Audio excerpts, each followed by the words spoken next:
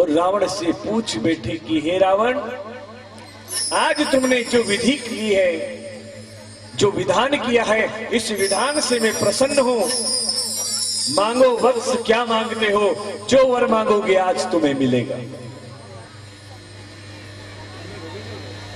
रावण कहने लगा, महाराज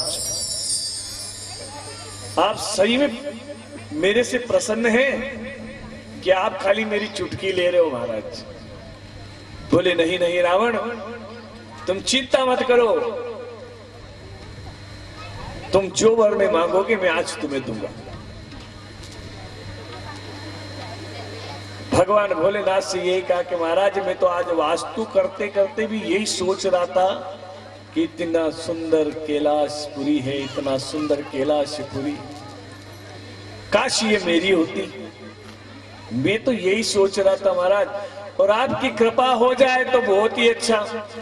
अगर आप कुछ देना ही चाहते हैं तो महाराज ये कैलाश नगरी ही दे दीजिए स्वर्ण की।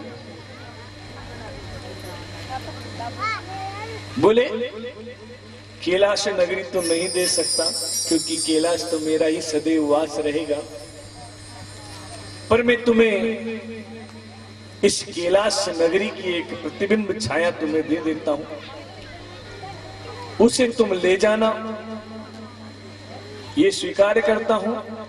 पर इसका तुम्हारे अनुसार अगर कुछ निर्माण करवाना है तो तुम्हारे कुल और तुम्हारे वंश में मय दानव करके एक दैत्य है। क्या है?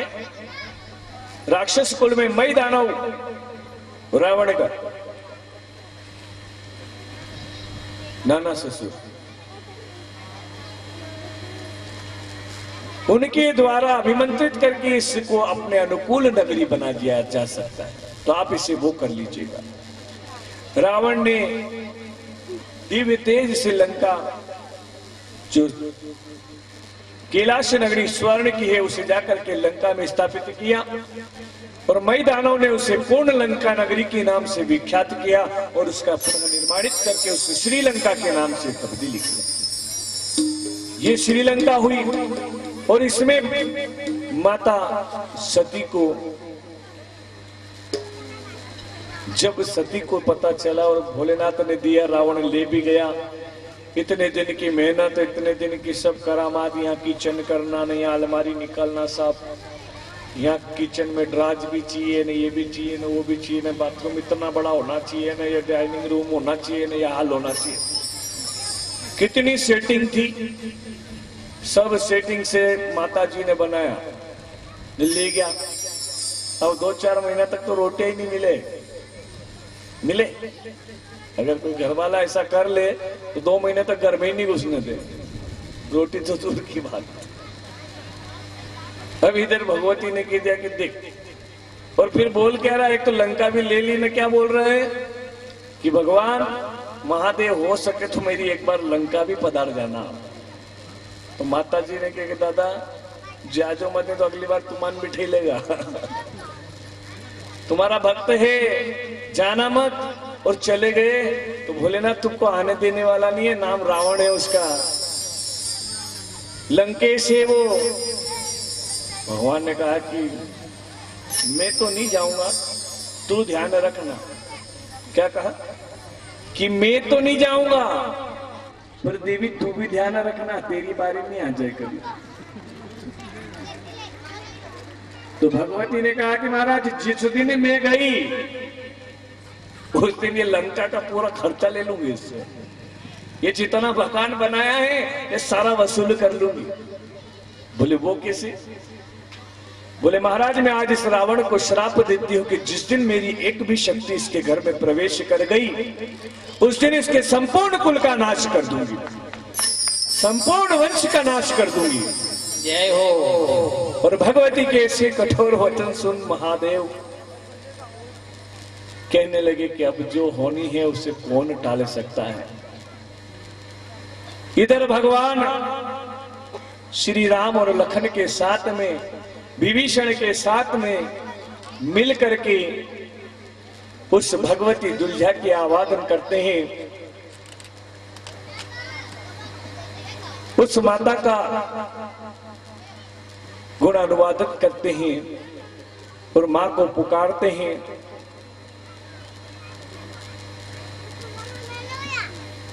कोई है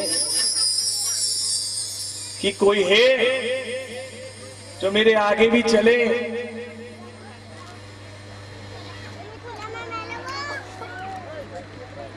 इनका जन्म जो है राजा बलि के परिवार में होना चाहिए, राक्षस कुल में। क्या? क्योंकि सब भगवान की कथा को छोड़ करके अगर कोई जाता है शासन पे बैठने के बाद, एक चीज का ध्यान रखना, आज बहुत बड़ी बात बोल रहा हूं, जिंदगी में एक चीज का विशेष ध्यान रखना,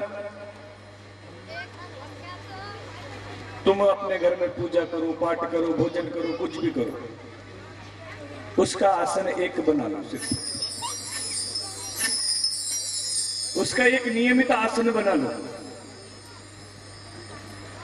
उस आसन पर जब भी बैठो, जब तक आपका मकसद कामयाब ना होता, जो काम पूरा ना होता, तब तक उस आसन से मत उठो। क्यों?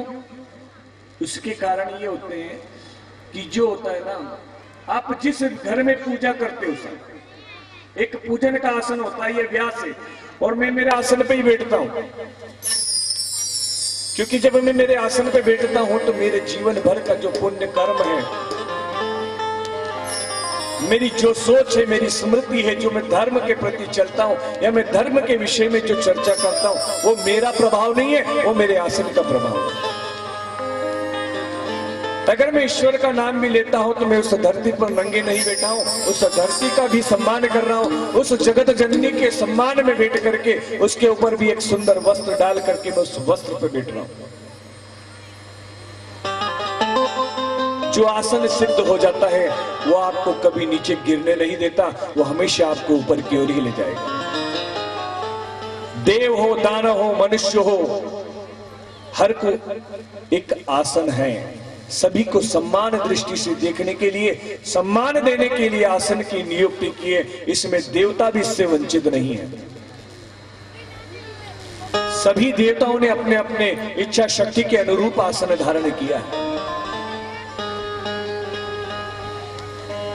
अगर किसी को सिंहासन मिला है तो भगवान ब्रह्मदेव को कमल के पुष्पों का मिला है, भगवान नारायण को शेषनाग और गरुड़ का मिला है, लक्ष्मी को हंस का मिला है और उल्लू का मिला है, मां भगवती को सिंहासन अगर मिला है तो शेर का मिला है, गौ माता का मिला है। आप इन जीवों की ओर जाके देखिए जरा कि इनके जीवन में कितनी सार्थकता है। इन जीवों के अंदर अनेक प्रकार की शक्तियां हैं। तो इन चीजों को समझना सीखो। अपने आसन को कभी मत छोड़ो, क्योंकि जब आप बीच भंवर में अपने आसन को छोड़ के जाता है तो इंसान जब मुसीबत में होता तो वो आसन क्या, उसके शासन भी काम नहीं आते, चाहे कितना ही बड़ा क्यों हो। इसलिए कथा का समय भी हो रहा है और अब हमें कथा को पूर्ण विराम की ओर ले जाना है। इधर भगवान राम ने रघुवर से श्री राम और मां भगवती की आराधना की। भगवती ने आकर के वचन दिया, वरदान दिया कि हे रघुवर, इस युग में भी इस आतताई रावण और कुंभकर्ण का वध करके आप जो है सुरक्षित रूप से अपने धाम की ओर पहुंचे। इस रावण का वध करने का समय आ रहा है।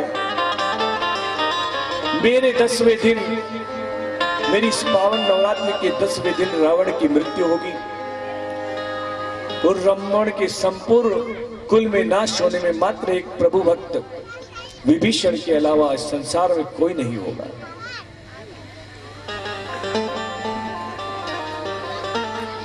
माता की ऐसी भविष्यवाणी सुन भगवान श्री राम प्रसन्न हुए। सारे देवताओं ने जय जयकार की और प्रभु राम ने रावण की ओर चढ़ाई की, मेघनाद आदि को मारा। लक्ष्मण जी को संजीवनी नाग पास आदि लगे। हनुमान जी के द्वारा कुछ प्रयास पर सफल हुए।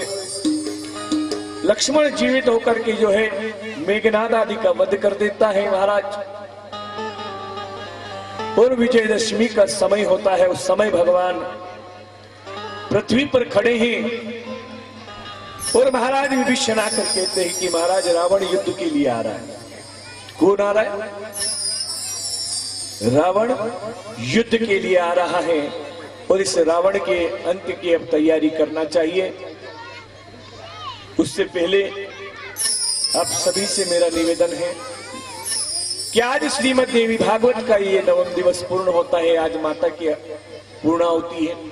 ये नवचंडी का पाठ है, नवदुर्गा का उत्सव है। और आप सभी से भी कहना चाहूंगा कि आप जितने लोग मुझे जानते हैं, मुझे नहीं पता कि मुझे कितने लोग जानते हैं, पर फिर भी मैं आपको अपना परिचय देना जरूर चाहूंगा कि एक किस्सा है, मैं आपको सुना देता हूं। एक गांव में एक ब्राह्मण परिवार में एक बालक उत्पन्न होता है। उस बालक के जन्म के बाद तकरीबन 3 महीने बाद जो है, उसकी माता का मानसिक संतुलन बिगड़ने के कारण उसके पिता उसकी मां को निकाले देते हैं घर से, उसे हॉस्पिटल एडमिट कर देते हैं।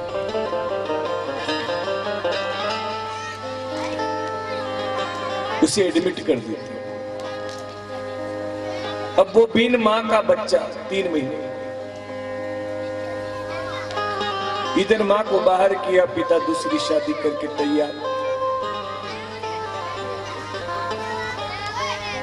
उस बच्चे के जीवन में जब सेकंड मदर आती है तो उसके जीवन की क्या परिस्थितियां होती होगी, ये आप अच्छे से सोच सकते हैं।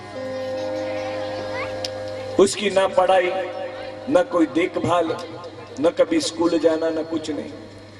दिन भर बच्चा मोहल्ले के बच्चों के साथ खेलता है। किसी ने पढ़ा लिया तो थोड़े बहुत पढ़ लिए, बाकी घर के कामकाज में इतने व्यस्त, घर में कोई भी काम, कोई भी नुकसान अगर होता तो किसी को पढ़े ना पढ़े उस बच्चे की धुलाई जबरदस्त होती थी। उस बच्चे के ऊपर इतना संकट होता था। उस भाई की एक बड़ी बहन और एक बड़ा भाई भी था। पर कहते हैं कि जब परिस्थितियां बदलती है तो माँ बाप, जिसके सिर पे से माँ का हाथ चला जाता है, उससे पूछो कि उसकी माँ का हाथ जाने के बाद उसकी क्या कदर होती है।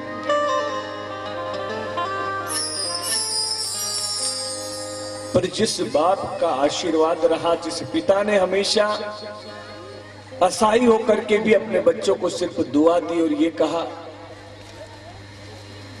कि दुनिया कुछ करे ना करे, दुनिया कुछ करे ना करे, मैं कुछ करूं या ना करूं,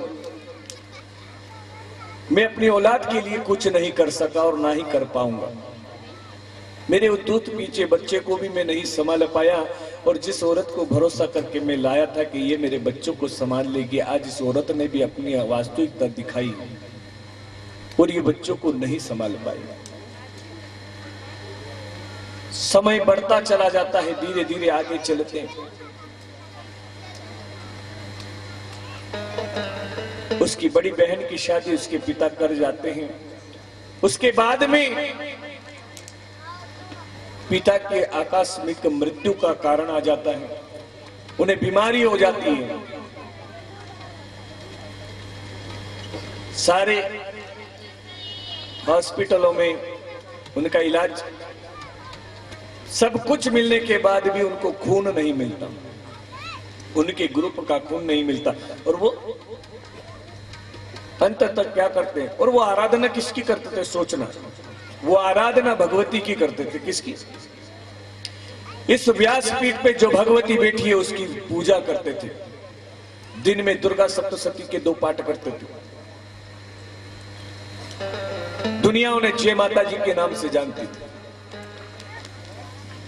माता के इतने भक्त, पर कहते हैं कि इस भगवती की सत्यता पे अगर कोई बैठता है तो उसका आचरण शुद्ध और साफ होना चाहिए। उसके मुख से कभी मिथ्यावाद नहीं निकलना चाहिए और ना ही किसी के लिए बुराई निकलना चाहिए कभी, ना ही किसी के पक्षपात में होना चाहिए और ना ही किसी के विशेष समर्थन में। सभी के लिए समान होना चाहिए। उस बालपन से जो जीवन में सीखा है, जो समझा है, उस बालक ने जो सीखा है तो वही सोचा कि यह धरती मेरी मां है और ये आसमान मेरा पिता है। ये धरती मेरी मां है, यह आसमान मेरा पिता है। मेरे कर्म ही मेरी शिक्षा है और मेरा कर्तव्य ही मेरा जीवन है। मेरे पिता ने मेरे लिए कुछ किया नहीं किया, ये मायने नहीं रखता। आपने अपने माता पिता के लिए क्या किया, मायने ये रखता है। दुनिया में जहर घोलने वाले बहुत मिलेंगे, घर तोड़ने वाले बहुत मिलेंगे, पर किसी की भावनाओं को समझने वाला कोई व्यक्ति बिरला ही होता है। वो बालक इतना परेशान था, कोई साथ देने वाला नहीं। उम्र उस वक्त हो गई उसकी करीब करीब 14 से 15 वर्ष।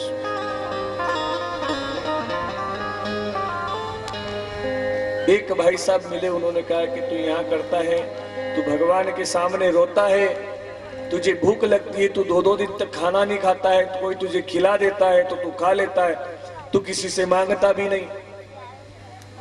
क्या कहा?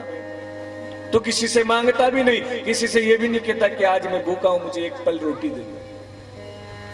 तू भूखा रह लेना पसंद करता, पर आज मैं तुझे एक ऐसी जगह जाके छोड़ता हूं कि जहां तुझे कुछ मिले ना मिले पर खाना तेरे को भरपेट मिलेगा। तू जो कर सकता है कर। एक भोलेनाथ के मंदिर पर जाकर के बिठा दिया, महादेव की पूजा करता, सुबह उठता आराम से, भगवान भोलेनाथ को अच्छे से 4-5 बाल्टी जल से स्नान कराता, दूध दही आदि से स्नान करता, और मंत्र कुछ याद नहीं, मंत्र कुछ भी याद नहीं है, पर सिर्फ भोलेनाथ के सामने जाके बैठता है और कहता है राम सिया राम जय जय राम, राम सिया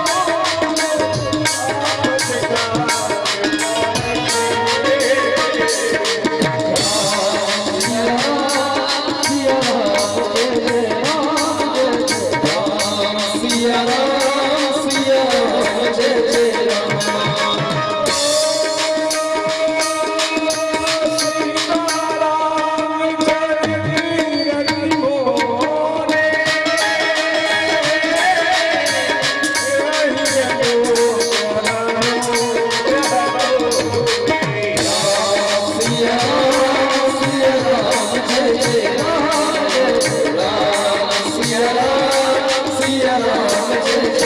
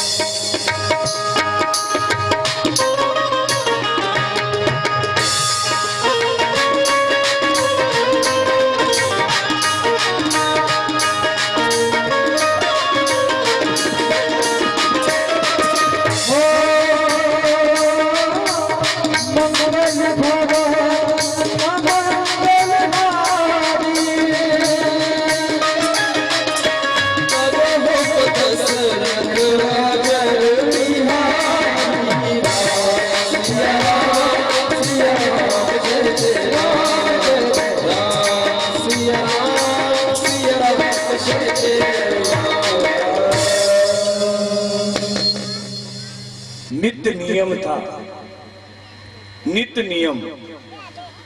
कोई उठे ना, पंडित जी कहते थे गुरु देख लेना यार, तो वो बालक जाकर के जो है पंडित जी का मंदिर वंदर खोल के ना झाड़ू पोछे करके देर लगा के भगवान को बाल्टी भर कूदने शुरू। सुबह से लेकर के जब रात को 12 बजे जब पंडित जी के पास चढ़ोतरी में आते थे, 10-20 रुपए आ जाते तो वो दे देते। केले प्रसाद बोर ककड़ी फूल जो भी आ जाता था उसमें से आधे आधे कर लेते। ये जीवन था उस बालक। कहीं जाता तो वहां भोजन कर लेता, वहां सुंदरकांड में चला जाता, ये चलता। परमात्मा के प्रति लगन लगन।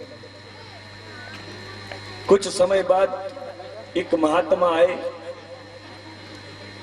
रामायण करने, उन महात्मा की सेवा करी तन मन से। महात्मा ने कह दिया कि तू यहाँ क्या कर रहा है, जब तेरा कोई है नहीं तो तू मेरे साथ चल। तो बालक बोला कि ठीक है बाबा जी, आपके साथ भी चल के देख लेते हैं। क्या चाहिए जीवन में? भक्ति चाहिए, परमात्मा की भक्ति चाहिए, और 2 वक्त का भोजन चाहिए। सर टिकने के लिए छत मिले ना मिले, कम से कम परमात्मा का तो आश्रय होगा, क्योंकि जिसका कोई नहीं होता उसका परमात्मा जरूर होता है। कितने साल? 4-5 साल संतों की सेवा में रही। अयोध्या में रहा, चित्रकूट में रहा, गुजरात में रहा, सभी संतों की सेवा करता करता एक बार राजस्थान में कहीं महाराज की कथा थी, वहां आए तो वहां उस बालक की जो है सौतेली माता, क्योंकि अब घर में काम करने वाला कोई बचा नहीं, तो उस बच्चे को लेने के लिए संत के पास जाती है। कहती महाराज मेरा एक बेटा है और एक बड़ा बेटा है जो हमसे बात नहीं करता, और ये मेरी शौक के बेटे हैं, तो जैसे तैसे मैं इसे ले जाने आई हूं, क्योंकि घर में भी एक आध लड़का चाहिए, घर में जरूरत पड़ती। उस बालक को महात्मा ने समझा बुझा करके जो है घर भेज दिया। वो बालक फिर अपनी स्थिति पर आता है, घर की जिम्मेदारियों को संभालता है। पर कहते ना कि जिसके जीवन में स्वाभिमान आ जाता है, क्या आ जाता है? स्वाभिमान जाग जाता है, आत्मनिर्भरता जाग जाती है, ईश्वर पर विश्वास बढ़ जाता है, तो फिर दुनिया उसे नहीं दबा सकती, दुनिया उसके ऊपर शासन नहीं कर सकती, क्योंकि उसका कर्ता उसका ईश्वर है, उसका भरता उसका ईश्वर है, और उसको देने वाला भी ईश्वर है, और उसे पालने वाला भी ईश्वर है, तो वो किसी के अधीन नहीं रहे। उस माँ बेटे के बीच में घमासान युद्ध होता है। 4-5 पड़ोसियों को बुला करके माँ अपने बेटे को कुटवा देती है अच्छा तरीके से। बेटा वो घर छोड़ करके चला जाता है भगवान शिव के मंदिर में, और वहां जाकर के भगवान से प्रार्थना करता है कि मुझे इस शहर में रहना ही नहीं, कोई ऐसा चमत्कार करो कोई कि को मुझे गोद ले ले। क्या करे? या तो मुझे कोई गोद ले ले, या फिर ऐसी जगह दे जहां मैं अपना जीवन तय कर सकूं, मैं जीवन में कुछ हासिल कर सकूं। उसके चरित्र को सुन करके मां भगवती की कृपा होती है, और उसके क्षेत्र से कितना, उसके क्षेत्र से कम 50 किलोमीटर दूर एक गांव, उस गांव में एक मंदिर है। उस मंदिर, गांव के मंदिर पर कोई पुजारी नहीं है, कोई पूजा नहीं करता। मतलब घर के मोहल्ले के आज इसकी बारी, कल उसकी बारी, परसों उस घर के पूजा करेंगे, ऐसे करके रोज शाम को आरती उतारते। उस माँ के घर में कोई पूजा के लिए पंडित आना पसंद नहीं। वो बालक वहां से भगवान महाकाल से आदेश लेकर के निकल दिया जहां उसे जीवन में जाना है। चला गया, निकला, एक गाड़ी में बैठा, पर उसके प्रारब्ध, उसके कर्म बहुत अच्छे थे, वो किसी को जाने। मैंने कहा ना आपको कि आप मुझे कितना जानते हो ये आप जानते हो, पर मैं आप में से कितने लोगों को जानता हूं ये मुझे पता नहीं, मुझे पता नहीं। वो बालक भी उसी परमात्मा के अलावा, उस भगवती के अलावा क्योंकि किसी को नहीं जानता।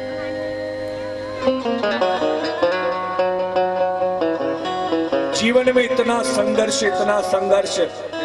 हर चीज पर, हर कसौटी पर उसे खूब तोला गया। इतना तोला कि दूसरा कोई होगा तो आत्महत्या कर लेता, अपने प्राणों का त्याग कर देता। क्योंकि जब भगवान के रास्ते में चलोगे, परमात्मा के मार्ग में चलोगे, तो दुनिया तुम्हारी कमर तोड़ देगी, तुम्हें अपने पैरों पर आगे नहीं बढ़ने देगी। ये दुनिया का दस्तूर है। दुनिया अपने दुख से दुखी नहीं है, दुनिया दूसरों को सुखी देख करके दुखी है। इसलिए ईश्वर की भक्ति करो तो अंतर मन से करो, अंतर आत्मा से करो, दिखावा मत करो। उस बालक ने वहां गया, कुछ दूर जाने पर गांव आने वाला था, वहां उतरने की बारी थी। क्योंकि एक तरफ गांव जो जाता है उसकी बहन के उधर जाता है और दूसरा गांव अन्य घर तरफ जाता है। वो बालक वहां उतरा, उम्र करीब 16-17 वर्ष उतरा। वहां से एक मौसी के गांव का दामाद, जो सदियों पहले से उसे जानता है, पर उसने कभी उसे को देखा नहीं। उस बालक को देख करके कहा कि पंडित जी आप तो धन्य हो गए, आपके दर्शन हो गए। उस बालक ने कहा महाराज मैं तो आपको नहीं जानता, आप कौन? बोले आप शायद पंडित जी भूल गए हैं। आप याद करो कि आप जब माता रानी के नवरात्रि चैत्र महीने के आते थे, उस समय आप हमारे गांव के पास में यज्ञ में आया करते थे, और उस समय इतने सुंदर सुंदर माता के भजन सुनाते थे कि हमारे इस आसपास के जितने गांव वाले हैं ना, आपके दीवाने हो गए महाराज। उस बालक ने कहा कि आया तो हूं मैं, 2-3 बार आया, तो भजन तो मैं सभी जगह गाता हूं, खाली इतने एरिया में फेमस कैसे हो गया? बोले पंडित जी आप समझोगे नहीं इस बात को, हम आपको पूरा विस्तार से बताएंगे कि हम कौन है क्या है, आप बैठिए चाय पीजिए। उस बालक ने पवन के पास बैठा, चाय वाय पी। सज्जन प्राणी था, इतना मित्र था, भाव रखता था, दोनों की मित्रता हुई। और उसका नाम क्या था ये भी बता देता हूं। जो व्यक्ति था उसका नाम था सत्यनारायण। क्या था? सत्यनारायण। और वो जो है उस बालक को गुरुजी के नाम से बोलते थे। उस बालक के साथ वो गए, उन्होंने कहा कि पंडित जी आज कुछ भी हो, आज तो आपको हम जाने नहीं देंगे, आज आपको हमारे गांव चलना होगा, हमारे गांव में भोजन का आयोजन रखेंगे, वहीं पर भजन संध्या रखेंगे और आज आपको भजन गाना है। उस भगवती की ऐसी कृपा हुई, उस माँ की ऐसी कृपा हुई, उस रात्रि में ऐसा जागरण हुआ, ऐसा जागरण हुआ कि उस माँ ने मुझे सदैव के लिए अपने पास रखा। उस बालक को सदैव के लिए अपने पास रख लिया और उस मंदिर की पूजा ली। उस बालक ने जीवन में जितना भी कमाया उस मंदिर से जितनी भी इनकम हुई, जितना भी अन्न दान तून सब आया, वो बालक जिस समय, उससे काफी अच्छे समय उसने वहां पे काम किया, करीब करीब 10 साल। कितने? 10 साल तक एक ही मंदिर की पूजा की। इतना संपत्ति, इतना धन, सब कुछ आया, पर जीवन में कहते हैं ना कि जहां सम्मान हो वहां लक्ष्मी टिकती है, और जहां आत्म स्वाभिमान और सम्मान नहीं होती वहां ईश्वर भी वास नहीं करता है। और जिस गांव में कहते हैं कि गांव है, वहां थोड़ी बहुत तो गंदगी आपको मिलेगी, साहब पूरा गांव साफ सुथरा मिले ऐसा नहीं होता। जहां गांव है वहां छोटी मोटी कचरे की बदबू, यार दुकानें तो होगी, कूड़ा करकट तो होगा ही। तो यहां वही बात है कि जो समय परिस्थितियां चल रही हैं उसके अनुसार तो कहते हैं कि संतों की सेवा, और जीवन में उसने इतने आनंद लिए कि उस पर हमेशा भगवती की कृपा बनी है। और मैं आपसे वही कहूंगा कि उनके गुरु इतने अच्छे थे, उनको गुरु ऐसे प्राप्त मिले कि जीवन में क्षण भंगुर मात्र एक शब्द भी कलेश और दुख उसके जीवन से समाप्त के लिए चला गया। वो बालक आपके सामने मैं ही हूं। मैंने अपने जीवन में मेरे जीवन को पूरा अपने गुरु के चरणों में समर्पित कर दिया। मेरे जीवन के बहुत संघर्ष सहे, कई द्वार कई दुनिया देखी मैंने, पर जो मुझे सूट हो जाए वो कोई विरला ही होता है। क्योंकि हजारों की संतों की सेवा में रह करके जो मुझे चेला नहीं बना सका, और एक श्रीधर गंबर की खाली झलक ने मुझे उनके शिष्य बनने पर मजबूत कर दिया, ये सोचने वाली बात। मैंने इतने संतों का संगत किया, कई बड़े बड़े विद्वानों के साथ रहा हूं, पर कभी किसी के अंदर वो गुण नहीं दिखा कि जिससे मैं गुरु दीक्षा ले सकूं। और मेरे गुरुदेव के पास ही आकर के मैंने दीक्षा ली। ये मेरी मां कामाख्या का आशीर्वाद है। कामाख्या कहां है पता है आप? इस धरती के अंतिम छोर पे, आसाम,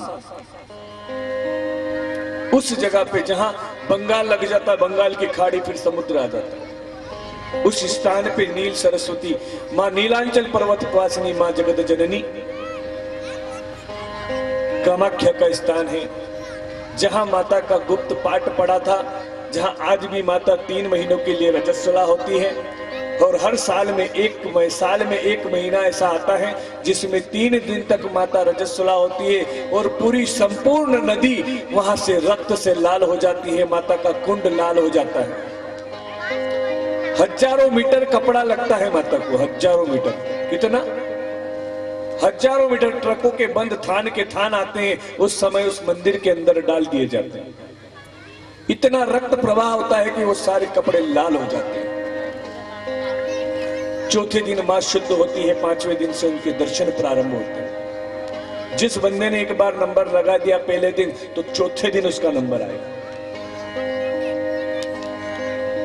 और कामाख्या में कोई मूर्ति या प्रतिमा नहीं है, मां का सिर्फ गुप्त अंग रखा हुआ है, उसके ऊपर सोने का कछुआ रखा हुआ है।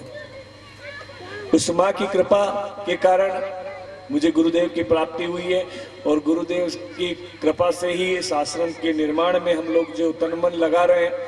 हमें देखिए, एक सीधा सा मैं आप लोगों से कहना चाहूंगा कि मेरा गुरु समर्थ है, किसी के 2 रुपए का मोहताज नहीं है। और ये सब लोग भूल जाओ कि हम किसी के ऊपर कोई जिम्मेदारी दे रहे हैं। हमने सिर्फ आप लोगों को यही बोला है, कोई किसी को पक्ष विपक्ष में जाने की आवश्यकता नहीं है, किसी को किसी के ऊपर आरोप प्रत्यारोप लगाने की आवश्यकता नहीं है। कौन क्या कह रहा है क्या नहीं, स्वयं अपने विवेक से काम लो, अपनी जिम्मेदारियों से काम करो, अपनी जिम्मेदारियों से भागो मत। ये काम आपका और आपके बच्चों का भविष्य बना देगा। हम तुमसे कोई धन दौलत नहीं मांगते, हम तो तुम्हारे शरीर का सिर्फ परिश्रम मांगते। कितना? क्योंकि जब जब भगवती ने अपने वचन को सिद्ध किया है, उस भगवती के वचन में यही रखा है कि वो करके वो चली जाती है और नाम हो जाता है। मेरा आपकी कृपा से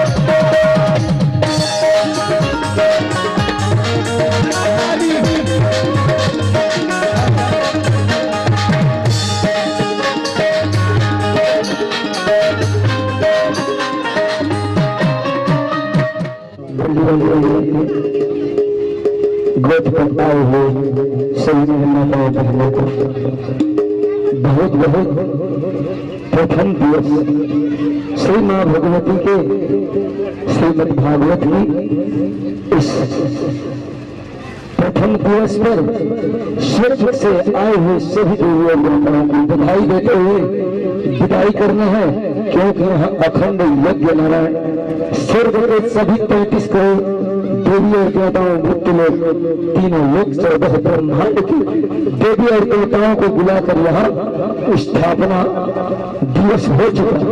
तो इस पर उस स्वर्ग से देवी देवताओं को आए हुए सभी देवताओं को बधाई देना है, उसको विदाई नहीं देना है।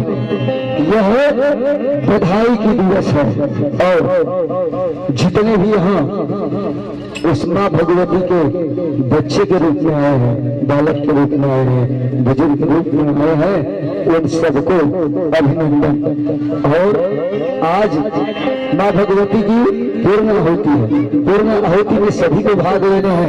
आरती के बाद सबको चले नहीं जाना है, क्योंकि यह भोजन रसोई से भाग लोगे तो ऐसी हर की घर में ऐसी उजाला आपके बच्चे के रूप में, आपके परिवार के रूप में माँ भगवती ने कृपा बनाए रखी है। और यहाँ पर अन्नपूर्णा देवी के रूप में आज भंडारा हो रहा है, अन्नपूर्णा आई है और सभी बच्चे को माँ भगवती की कृपा में पहले तो हेलीकॉप्टर आता था, आज हेलीकॉप्टर के रूप में हमारे यहाँ 4 व्हीलर आया है। एक भक्त के असीम कृपा माँ भगवती ने बरसाई है तो, और एक भक्त ने माँ भगवती की सेवा की है, उसकी पूर्ण आहुति की है, तो इसके यहाँ एक माँ भोलेनाथ के लिए इस माँ भगवती के उग्र रूप की बाना आई है। वह बाना यहाँ कल है, परसों अष्टमी को ना, अष्टमी को माँ भगवती की उस परम पिता परमात्मा की देवाधिदेव महादेव की गुणगाथा को गाते रहे और मानव समाज की आत्मा को जगाते रहे। बोलिए नमः पार्वती पते, हर हर महादेव। बोलिए सतगुरु भगवान की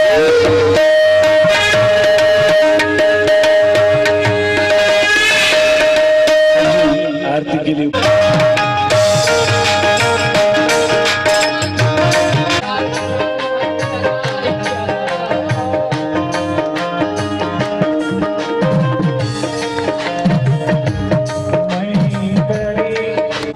जगदीश गुरु जी नांदेड़ वाले इधर पधारे हैं आरती के मंच पे। आपसे अनुरोध और निवेदन चाहता हूँ।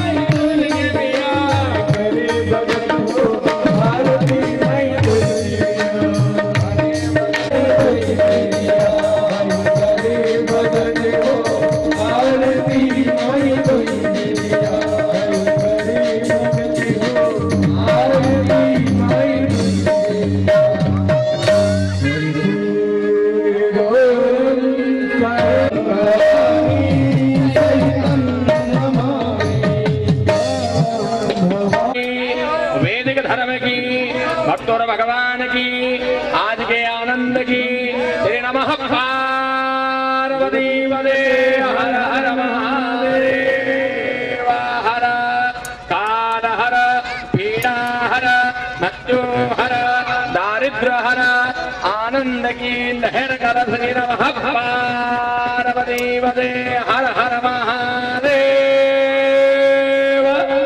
हर गंगे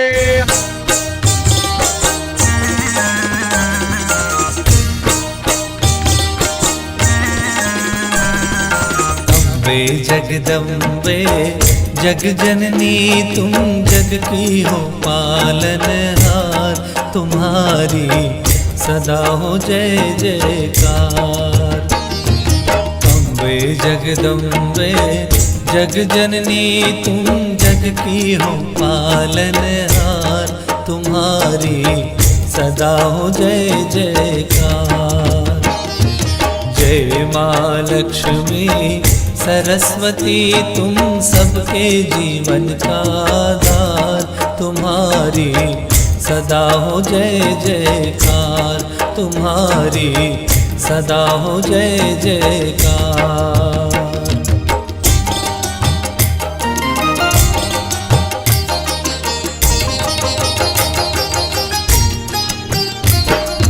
नौ रूपों की महारानी तुम महिमा परंपार, बड़े बड़े असुरों का तुमने, बड़े बड़े असुरों का तुमने कर दिया संहार, तुम्हारी सदा हो जय जयकार, तुम्हारी सदा हो जय जयकार। अम्बे जगदम्बे जग जननी तुम